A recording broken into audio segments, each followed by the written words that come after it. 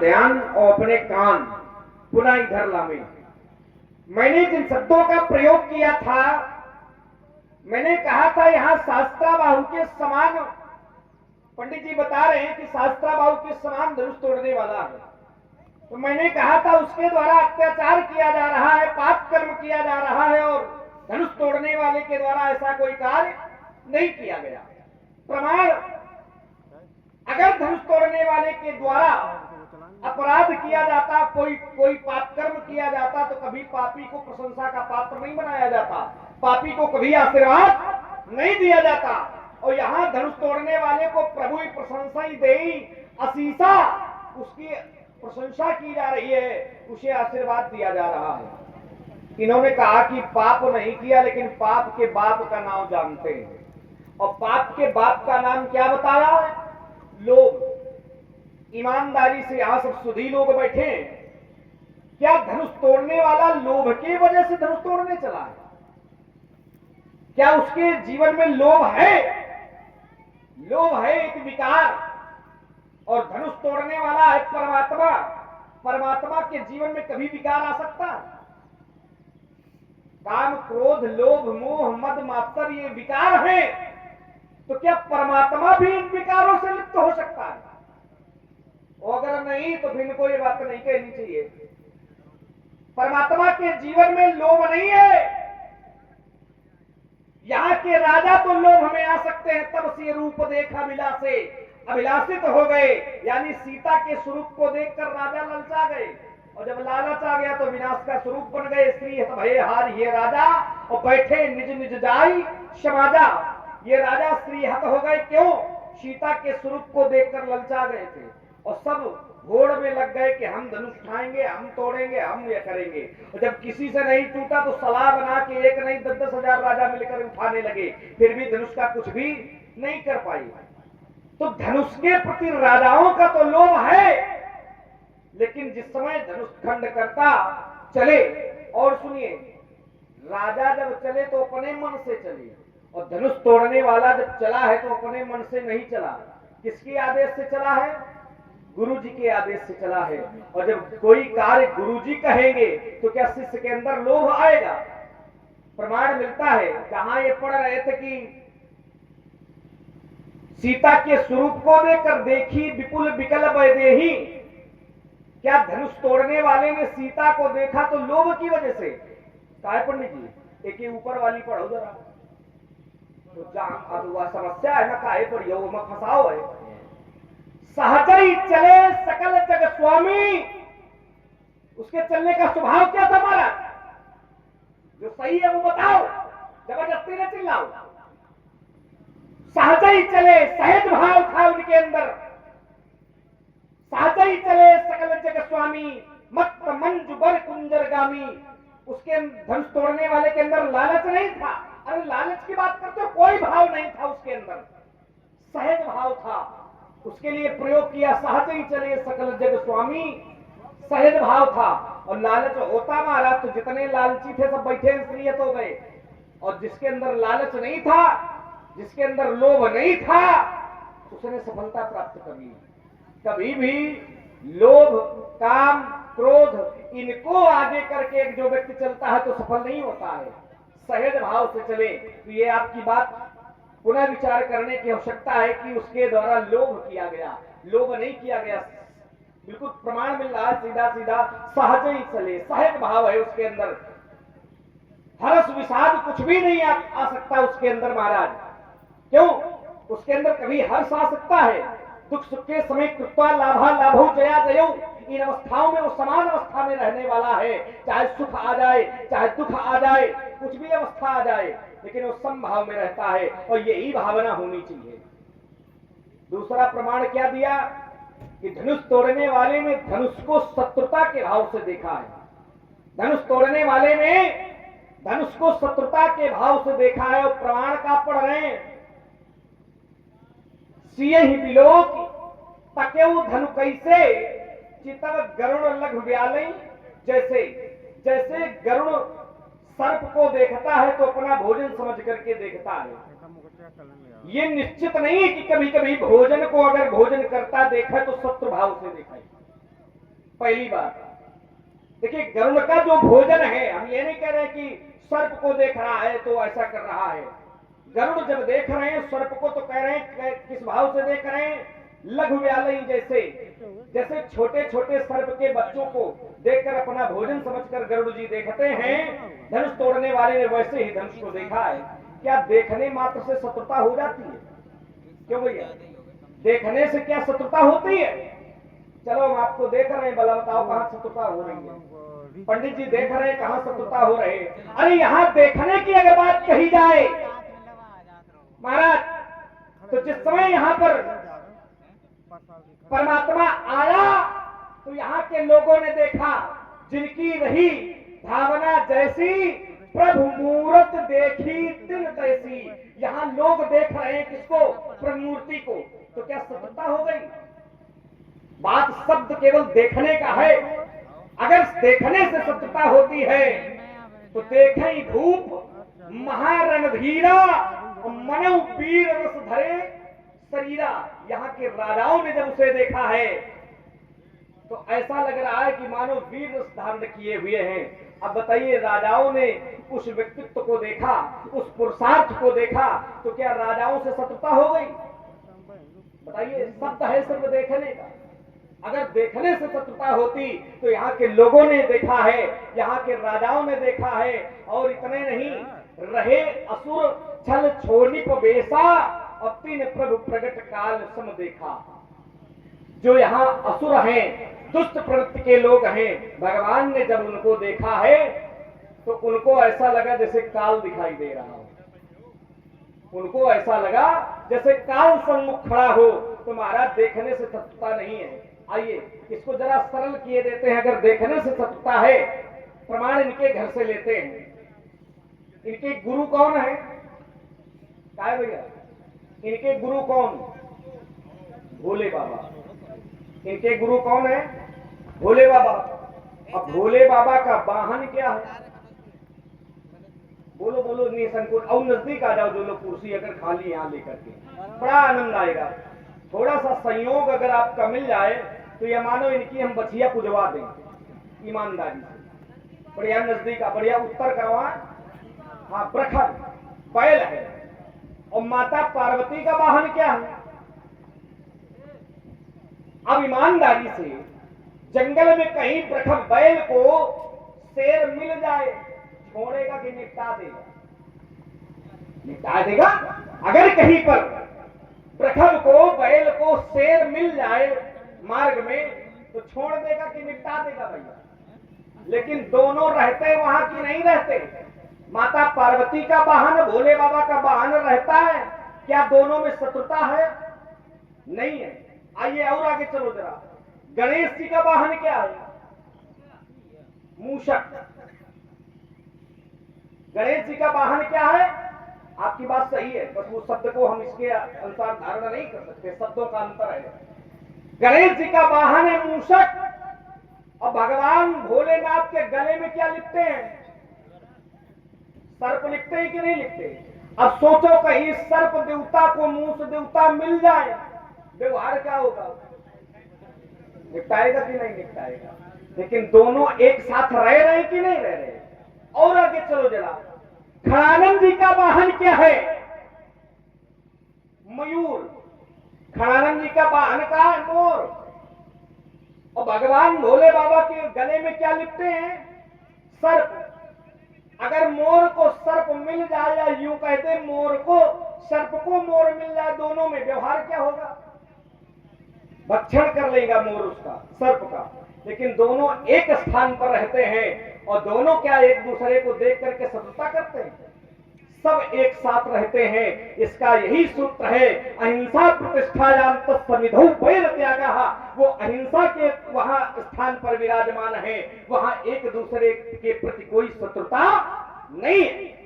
तो महाराज देखने से कभी शत्रुता नहीं होती। और अगर देखने से शत्रुता होती है तो सबके देखने का नजरिया अलग है। यहाँ जिससे आप शत्रुता कर रहे हो पंडित जी, उसे बहुत से लोगों ने आपके पहले देखा है और किसी ने शत्रुता नहीं की है, सबने उससे मित्रता का भाव बनाया है। जब सब मित्रता बना रहे पंडित जी, तो काहे शत्रुता कर रहे हो? आप भी मित्रता करो, देखने से शत्रुता नहीं हो। चलो अच्छा, हम आपको देख रहे हैं, लेकिन हम आपको दुश्मन थोड़ी ना मान रहे। कभी देखने से अगर शत्रुता होती तो हमने इतने शब्द दिए, अगर देखने से शत्रुता होती तो होनी चाहिए, लेकिन देखने से कभी शत्रुता नहीं होती। आइए, दूसरा बिंदु क्या था? मैंने कहा था यहां साधु प्रवृत्ति के लोग बैठे हैं, तो एक बढ़िया विषय लगाया। यहां जितने लोग हैं लक्ष्मण, वो असली, फसली, नकली और कतली, इनसे अच्छी ये शब्द का प्रयोग कोई कर नहीं सकता।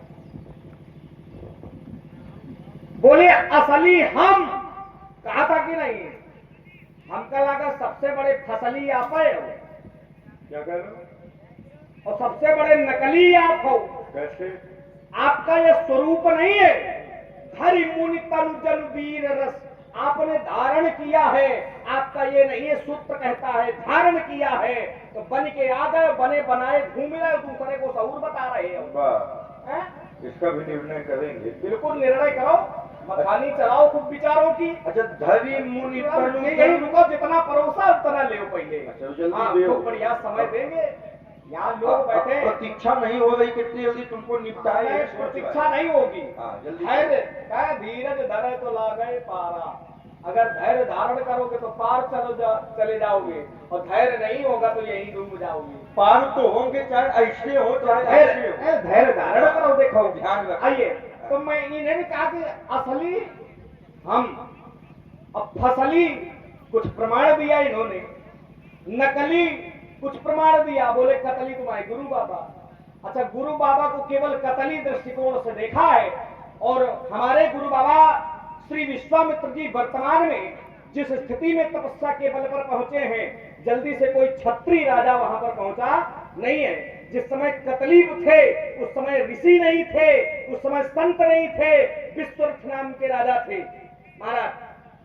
अब वो बनने जा रहे थे, बोले वशिष्ठ जी के 99 बेटा मार दिए, तो वो प्रयास उनका जिस ढंग का था वो अलग है। विश्वामित्र जी क्या है, आपसे अच्छा कोई नहीं जान सकता।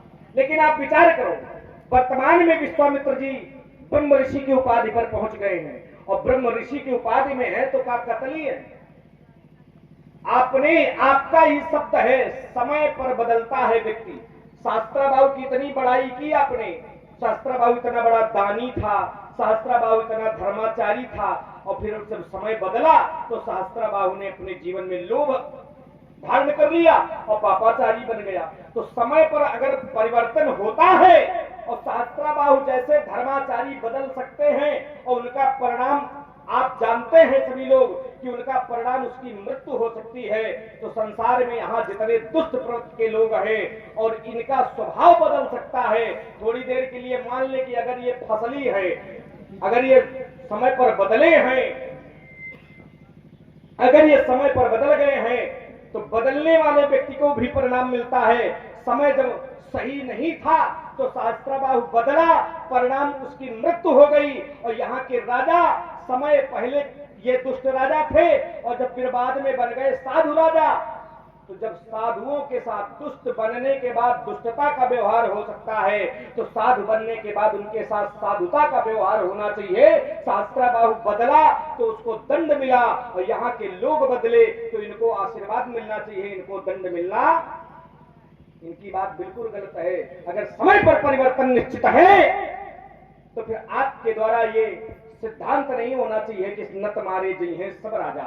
अगर परिवर्तन समय पर आप लेकर के जाते हैं तो फिर राजा कैसे मारे जाएंगे? आइए, एक शब्द इन्होंने बढ़िया रखा था, वो कौन वाला रखा था? आप बहुत बोल रहे थे, आम वाला। बोले आम बहुत खाया है, आम वाला बढ़िया रखा था। बोले एक वृक्ष में आम लगे थे, और एक व्यक्ति ने देखा, अब देख नेत्र सकते हैं, जा नहीं सकते, गया कौन? पैर वहां तक गए, पैर तोड़ नहीं सकते तो हाथों ने तोड़ा, अब हाथ खा नहीं सकते तो मुंह ने खाया, और मुंह खाने के बाद में वहां उपस्थित बाग का स्वामी बैठा था, उसने उठाया डंडा, 4 ठो पीठ में जमा दिया। तो बोले पीठ का दोष है महाराज? जिस समय डंडा पीठ में जमाया गया, थोड़ी चूक कर दिया, आंसू कहां से निकले? आखिर मोहे से ना निकली आखिर। अरे रुक जाओ, इतनी अच्छी शैली है।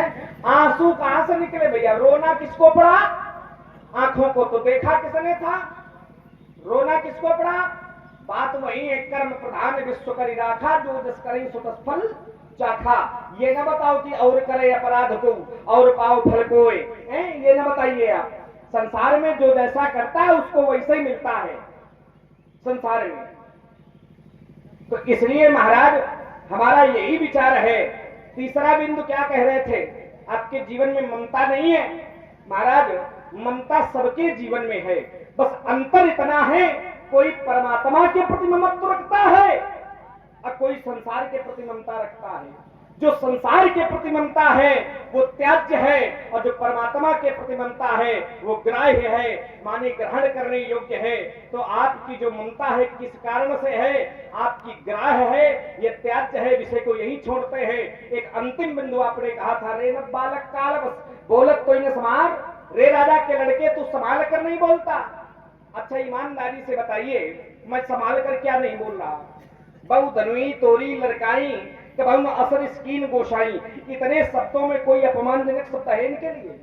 तो कह रहे तो संभाल के नहीं बोल रहा, जब से आए बढ़िया घी पर से पड़े हो, हैं?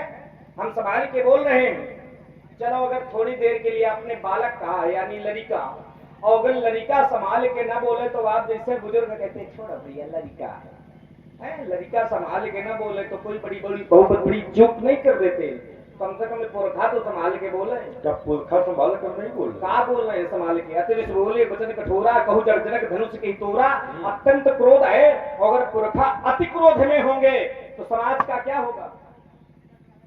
समाज का क्या होगा महाराज? इसलिए हम संभाल के बोल रहे हैं, आप संभाल के नहीं बोल रहे हैं। इसलिए किसी वीर की गरिमा अपने ये तराजू तोलो, और जिसको सुनकर लोग द्रवित हो, ऐसी वाणी बोलो। जो हम कहें बोलो तब बोलो, जो हम कहें चुप तो चुप, आप बोलो। जब व्यक्ति के दिन नजदीक हो जाते हैं ना, उसको ऐसा ही आभास होता है कि हम ही हम है, सामने कोई। जब किसी चींटी को मरना होता है उसके पंख अपने आप निकल आते हैं, वही स्थिति लक्ष्मण की, इसके दिन नजदीक आ गए तो पंख निकल आए हैं। इन्होंने कहा महाराज उस व्यक्तित्व के हृदय में लोभ नहीं आ सकता। क्यों? क्योंकि धनुष तोड़ने वाला कौन है? परमात्मा है। कहा कि नहीं कहा? धनुष तोड़ने वाला परमात्मा है। अच्छा थोड़ी सी बात बताइए आप, जो परमात्मा होते हैं उनको छुपाया जाता है कि दिखाया जाता है? जो परमात्मा होते हैं उनको दिखाया जाता है। जो परमात्मा होते हैं उनका नाम बताया जाता है। तो धनुष तोड़ने वाले का यहां नाम बताया? किसी ने नहीं बताया। लोगों को छोड़ो, राजा जनक ने स्वयं ही धनुष तोड़ने वाले का नाम नहीं बताया। हमने कहा था कहू जड़ जनक धनुष के ही तोड़ा। बताओ धनुष का खंडन किसने किया, उसका नाम बताओ। लेकिन राजा जनक ने क्या नाम बताया? नहीं बताया। हमने कहा नाम छोड़ो, रूप दिखाओ, वेग दिखाओ। राजा जनक ने दिखाया तो कैसे परमात्मा है? जबरदस्ती का परमात्मा है। जब सब द्वार बंद हो जाते हैं, एक द्वार खुलता है, इसको आपातकालीन द्वार कहते हैं। लक्ष्मण ने वही द्वार खोला और कह दिया धनुष तोड़ने वाला परमात्मा है। अगर परमात्मा है तो वो छुपा क्यों है? क्योंकि परमात्मा संसार के हर एक वस्तु में निर्मित है। अग जग मय सब रहित विरागी, परमात्मा के लिए उदाहरण दिया गया। अग जग, अग माने चर, जग माने अचर। वो चर अचर जीव जंतु धरती आकाश हर एक स्थिति में उपस्थित है। जब वो परमात्मा है तो परशुराम के सामने क्यों नहीं आता? सीधी सी बात है। क्योंकि परमात्मा को आना चाहिए है? और परमात्मा अगर परशुराम के दृष्टि में यहां तक, वो परमात्मा तो ब्राह्मणों का दास है, यहां तक कहता है विप्रा नाम दासोस्मि हम। जब दास है तो हमारे सामने क्यों नहीं आता? आना चाहिए, पहली बात। दूसरी बात, इन्होंने कहा कि कभी शत्रुता देखने से नहीं होती। देखने से शत्रुता, और हमारे गुरु आश्रम को उदाहरण दे दिया, सर्प का, मूषक का, सिंह का, बैल का, अग्नि का, जल का, मयूर का, सर्प का। कहते देखने से शत्रुता नहीं होती, और हम कहते हैं देखने से ही शत्रुता होती। ईमानदारी से बताइए, जब जब देखा गया है तभी शत्रुता हुई है, बिना देखे आज तक शत्रुता हुई है?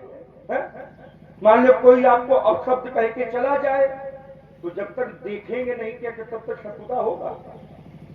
जब देखा जाएगा तभी शत्रुता का जन्म होगा। और एक प्रमाण नहीं है, मानस में तीन तीन प्रमाण है। जब देखा गया तब शत्रुता का जन्म हुआ। जब भगवान शंकर के ऊपर काम ने बाण का प्रहार किया था, 5 बाण भगवान शंकर के हृदय में लगे थे, लेकिन तब तक शत्रुता का जन्म, अरे शत्रुता का जन्म कब हुआ? तो आचार्य लिखते हैं, सौरभ, पल्लव, मदन, बिलोका। और बिलोका माने देखना, बिलोका माने होता है देखना। जब आम के पत्ते में काम को भगवान शंकर ने देखा तब विरोधाभास हुआ। सौरभ, पल्लव, मदन, बिलोका, भयौ कोप कंपे उतर लोका। जब काम को देखा तब क्रोध हुआ, और जब क्रोध हुआ तो काम को जला करके भस्म किया। तो देखने से शत्रुता हुई कि ना हुई? नहीं हुई, इसको छोड़ो, दूसरा ले। कहां बच के जाओगे? आज मैदान है और हम है बेटा। कहे देखने से शत्रुता नहीं होती। अच्छा, राजा जनक ने घोषणा किया सभी राजा धनुष को तोड़े, कोई भी धनुष को तोड़ नहीं पाया। अच्छा, राजा जनक को क्रोध कब उत्पन्न हुआ? शत्रुता का धरातल कब बनाया? तो फिर एक आधार ही लो बेटा। नृपन बिलोकी जनक अकुलाने। नृपन बिलोकी, बिलोकी माने देखना। जब राजा जनक ने राजाओं को देखा, नृपन बिलोकी, तब जनक अकुलाने, तब राजा जनक के हृदय में दुख का जन्म हुआ। जब दुख का जन्म हुआ तो बोले वचन रोष जनु साने। तब राजा जनक के हृदय में क्रोध का जन्म हुआ। जब क्रोध का जन्म हुआ तब राजाओं के लिए कहा कि अब जन को माखे भटमानी और वीर विहीन मही मैं। तो क्रोध का जन्म कब हुआ? जब देखा है इनको छोड़ो। नारद जी को तो मानोगे, नारद जी को दुनिया मानती है, तुम्हारा पुरखा तक मानिए। नारद जी, नारद का एक सीधा अर्थ है, नारद ज्ञानम ददाति इति नारद, जो संसार को ज्ञान प्रदान करे वो नारद, और जो जिसकी कोई बात रद्द न कर पावे वो नारद। नारद जी ने भगवान शंकर के गण संगी और भंगी से महाराज शत्रुता का संबंध बनाया, लेकिन तब बनाया जब देखा। जब नारद जी ने मुख को देखा और मुख को देख करके हृदय में संतोष नहीं आया, तब क्रोध का भी जन्म हुआ। सुगणों ने कहा था, निज मुख मुकुर बिलोकहूं जाई, जाकर के जल में अपना मुख तो देख लो। जब मुख को देखा तो क्रोध का भी जन्म हुआ। तो बेश बिलो की क्रोध अति बाढ़ा, तो तीन ही शराप दीन अति गाढ़ा। बेश बिलो की, बिलोक माने भैया हमका माने कुछ कम आउती है। बिलोक मतलब देखना। बेश बिलो की, जब बंदर के बेश को देखा, बेश को बिलोका, तो क्रोध का जन्म हुआ। और जब क्रोध का जन्म हुआ तब नारद जी ने श्राप भी।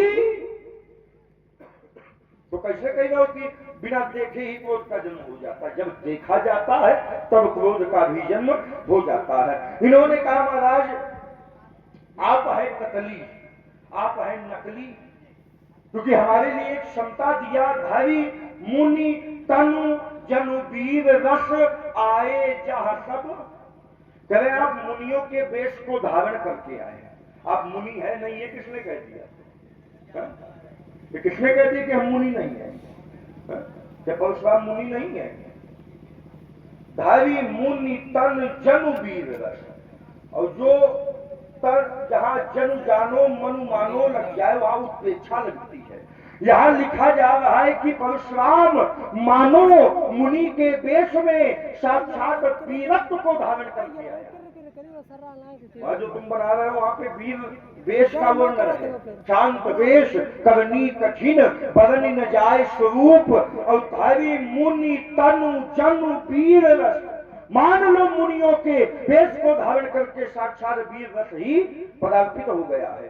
तो ये ना कहो हम है असली, कह रहे कतली इनसे बड़ा कौन होगा। हम भी कह रहे तुम्हारा गुरु बाबा से बड़ा कौन होगा। हमने तो राजाओं को मारा है, हमने तो महिपालों को मारा है, लेकिन तुम्हारे गुरु बाबा ने छोटे छोटे बालकों को नहीं छोड़ा।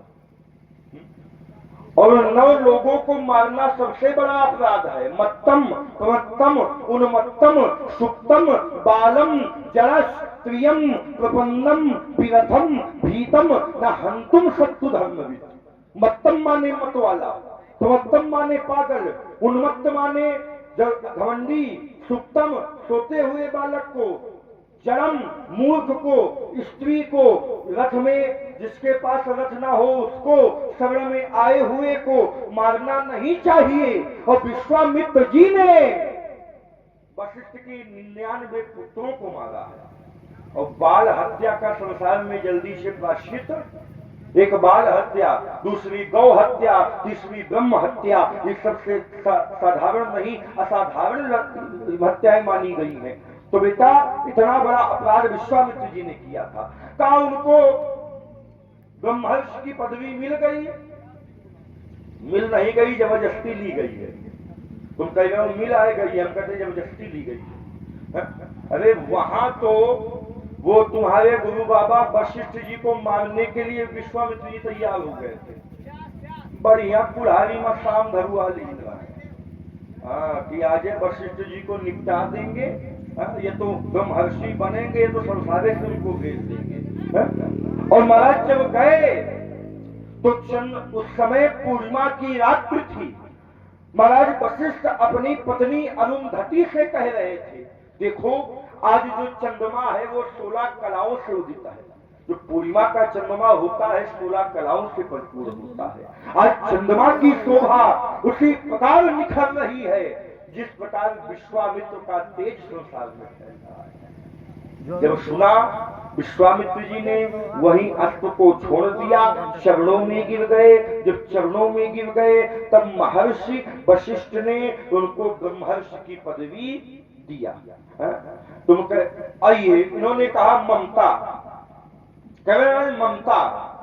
देखो ममता हर स्थान में महाराज खतरनाक नहीं है, हर ममता हर स्थान में त्याज्य नहीं है। कुछ स्थानों में त्याज्य है, जैसे जननी जनक बंधु सुत तारा तन धन भवन सुहृद परिवारा। जननी माने माता, जनक माने पिता, बंधु माने भाई, सुत माने पुत्र, तारा माने पत्नी, तन माने शरीर, धन माने रुपया पैसा। इन स्थानों में अगर ममता लगे तो वो माया से जोड़ती है।